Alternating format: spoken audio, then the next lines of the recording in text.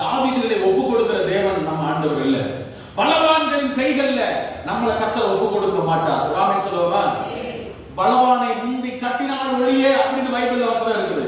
அப்படின்னா எவ்வளவு பெரிய பலவானா இருந்தாலும் முந்தி கட்டக்கூடிய அதிகாரத்தை இந்த பலவீனமான விசுவாசிக்கு கர்த்தர் கொடுக்கிறார். கைத்தட்டி ஒரு ஆமென் சொல்லுங்க. எவ்வளவு பெரிய பலவானா இருந்தானே பைபிளே ரெக்கமெண்ட் பண்ணது இவன் பலவான் தாப்பா. ஆனா நீ என்ன செய்ய முடியும்? முந்தி கட்ட உனக்கு அதிகாரம் இருக்கிறது.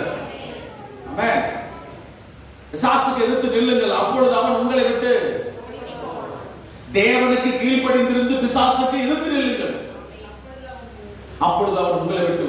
நீங்க தேவன் பக்கமாய் பணிய பணிய பணிய உங்களை இன்னர் மேன் இருக்காங்க, உள்ளான மனுஷன் நல்லா புரிந்து கொள்ளணும், நல்லா புரிந்து கொள்ளணும். நீங்க கர்த்தருக்கு முன்பதாக தாழ்மைப்பட தாழ்மைப்பட தாழ்மைப்பட இப்படி சொல்லிட்டு உங்களுக்கு தேவனுக்கு முன்னாடி நீங்க பணிந்து குனிந்து அவரையே நம்பி இருக்க இருக்க உங்களுடைய உள்ளான மனுஷன் இந்த பக்கமா திரும்பி பிசாச அப்படி தலை நிமிர்ந்து எடுத்து நிற்பான். அல்லேலூயா. உங்களுடைய ஆவிக்குரிய மனிதனுக்குள்ள ஒரு பெரிய பலம் வரும். பேய கண்டோம், நாயை கண்டோம்,